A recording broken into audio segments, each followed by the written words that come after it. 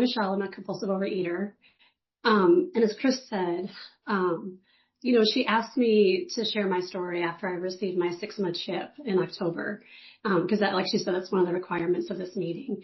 And I thought two things. And the first thing I thought was, damn, why did Chris have to be at the meeting I got my 6-month chip? Just kidding, Chris. But, anyway, then I thought, and I felt like I didn't have a story. And I said that, I was like, I don't have a story. What am I going to talk about for 20 minutes? And then, the other part of it is I really have a hard time, sharing in the meetings. Like I have a hard time sharing myself. And so I thought, how am I going to do this? And then, the more I thought about it, the more I talked to people and, I did realize that I had a story, and that I could share my experience, strength, and hope. And hopefully I don't cry through this whole thing. But I actually ended up writing like 4 pages of notes. So yeah, you might need to give me that timer. Anyway, so, every day I read like, for today in Voices of Recovery. And then I have this other meditation book that I got, and it was at a retreat. And I think this is interesting because I'm just going to read this little piece that was from this morning. And it said, most of us experienced the pain of our lives alone. Revealing to someone else what our lives were like was far too scary. How could they possibly like us or accept us if they knew who we really were? Now those days are gone forever. Our decision to get help and thus give help is giving every one of us the new life we deserve. I just thought this was like perfect for me when I read it this morning, just because that's part of the scary thing about sharing your story is I have to share myself. So tonight I'm just going to I just want to tell you a little bit about my history and just kind of how I got here and then just where I'm at now in my program. So I grew up in Omaha, just a typical dysfunctional family. My parents, they adored me and they loved me and my brothers, but it was just dysfunction junction at my house. My parents just had a toxic relationship and, which caused a lot of, fear and anxiety, just a lot of fear and insecurity growing up, which, I kind of identified that when I gave my 4-step to my sponsor. We identified that. And then just my living conditions weren't, just weren't healthy. And then I just had, some other childhood trauma that just happened outside the home. And just all these things just led to, shame, isolation, embarrassment. And the other thing, what I kind of mentioned, just because it tells a lot about me, is I am like a poster child for middle child. Like I could be in the dictionary because I'm, I want to be the peacemaker. I want to make everybody happy. I was, very independent, self-reliant, but I was just like a little adult trying to, hold everything together. And then, as an adult, I'm still that little girl inside who, I just never wanted to grow up so fast. And I was always trading in my authenticity so I could be liked. I was just, I was known as the coworker who could, get along with everybody. Even today, my manager was, I'm just assigned to work with those people that no one can get along with. But sometimes that's not always a good thing because no matter the cost, I've let others take advantage of me just in different ways. And so I've sacrificed myself and just to keep the peace and not to confront anybody. So that's just a little bit about, kind of my personality a little bit, but, growing up, I never really had a problem with food or weight or my weight. I was very into health and fitness and, my grandma would take me to the spa. So I learned to exercise at a really early age and just take care of yourself and, be healthy. And I remember asking for a Jane Fonda video and I got this exercise mat for Christmas and I had the leg warmers and leotards and the sweatbands and I just thought I was on fire. But I watched my mom struggle. She had, severe depression and she struggled with her weight and she was I always was watching her. She was on a diet. She was binging. She knew how to hide food. She hid food. And, she never wanted me to be heavy like her. And she didn't put pressure on me, but she was just very critical of me. And I was just always like trying to help her. And so I think, I never had a problem because I was always working on helping her. I was helping her lose weight. Helping her take care of herself. I joined Weight Watchers with her when I was in my 20s, and we went to Curves together, which I don't know if you guys know what that is, but it's like a gym that has a circuit training. Anyway, we would cook meals together and calculate the points. And, I was always just trying to, get her to help herself, because I wanted to fix everything. So I was just, I was just more concerned about, being healthy and strong and just not, that focused on the scale. And then, and then around like 2009, just things drastically changed in my life. Just kind of looking back when I was thinking about my story, and that's where things shifted for me. We had bought land in Iowa, and we built a house and moved out into the country and from Omaha, and I'm a city girl. I mean, it was wonderful, it was beautiful. But I'm just a city girl, and I had to move away from my family, and all of my family, we all live like 10 minutes from each other. I'm just super close knit. And I was pregnant, and I had no clue what I was doing. I just was not a natural mom, and I just did not know what to do with this little baby. And so that was stressful. And because of the commute and everything, I had to change jobs, and I loved my job. I had a fantastic job. I thought I would like live and die there. And so having, just all these things, I had just a lot of change, and good and bad, but there was just a sense of loss. And so I was commuting, and I was just tired. I was stressed. I was just not really happy. And so that's when I think I really started to eat food that was really high in sugar, fat, and salt. And then I really got into the diet cycle, and I just couldn't, control my weight. And there was a diet program that I was in for many, many years. And I was actually in that program when I, when I started OA. And it was a good program. I don't want to talk bad about it. It works. It's, watching your calories. There's a support system. You have to be accountable every night. And I lost the weight. And then I just as soon as I lost it, I just gained it back.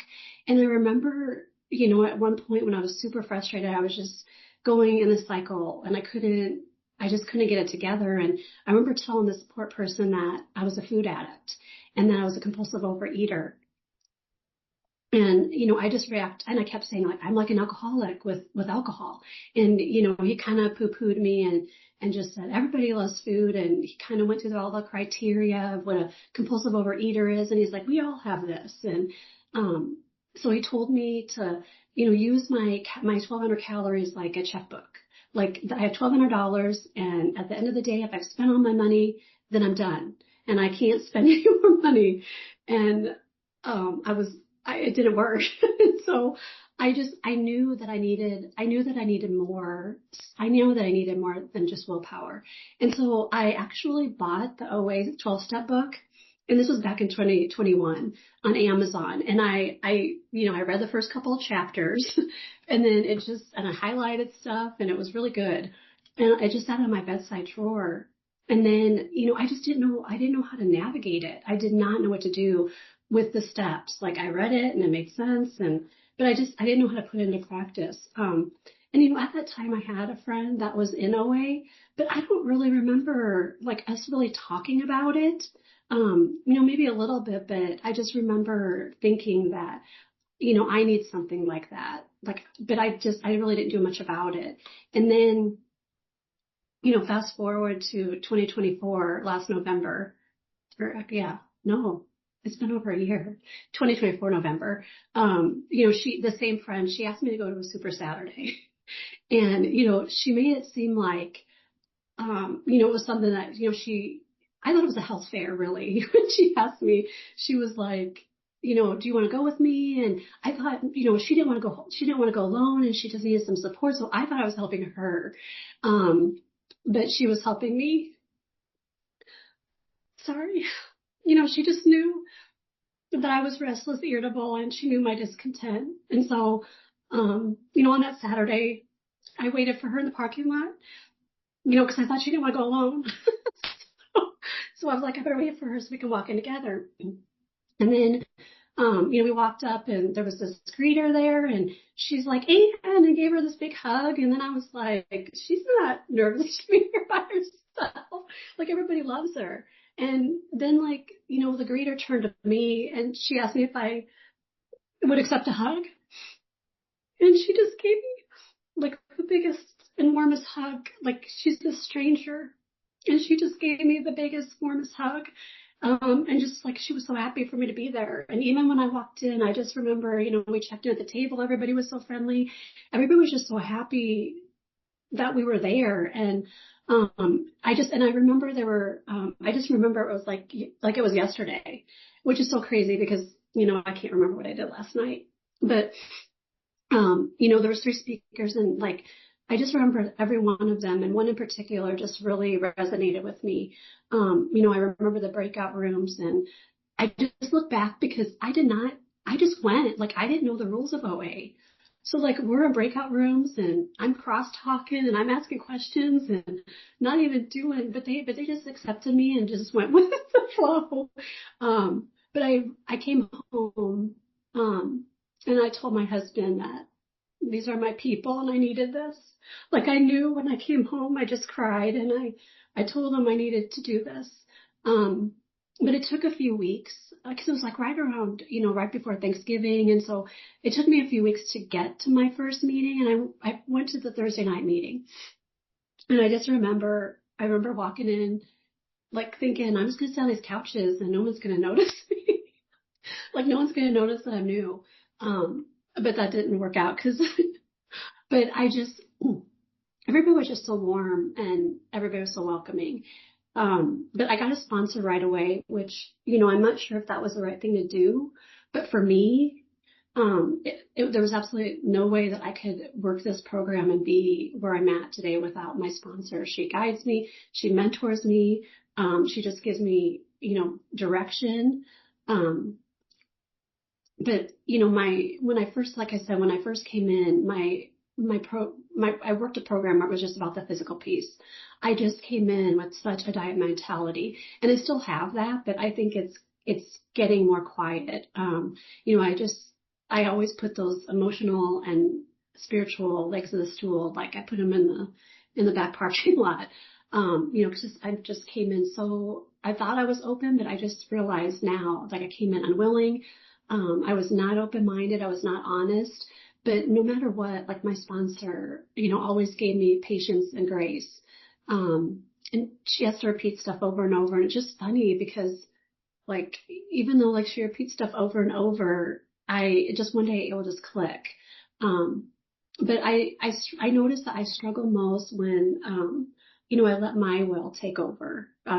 We often say it's Michelle's will instead of my higher power's will. And I remember, just sitting in some of my first meetings, and I didn't know the verbiage and the prayers and, just all the stuff sounded really foreign to me. Because I remember I was in one of my first meetings, and someone was like, I just didn't understand why everybody talks so weird. She was talking about, she was cleaning up her side of the street, and I was like, what kind of neighborhood does this gal live in? What's, I just didn't understand, but now I understand what that means. But I just remember how all that stuff sounded so weird, and now it's just that's how I talk. And so it's just all that stuff that just slowly comes together. But another thing that really stood out to me that, is it was, and again, in one of my first meetings, someone had the topic and they read the set aside prayer. And that was just really eye-opening for me. And I just want to read it, just because I think it's so important. God, today help me set aside everything I think I know about you, everything I know about myself, others, and everything I know about my own recovery, so I may have an open mind and a new experience with all these things. Please help me see the truth.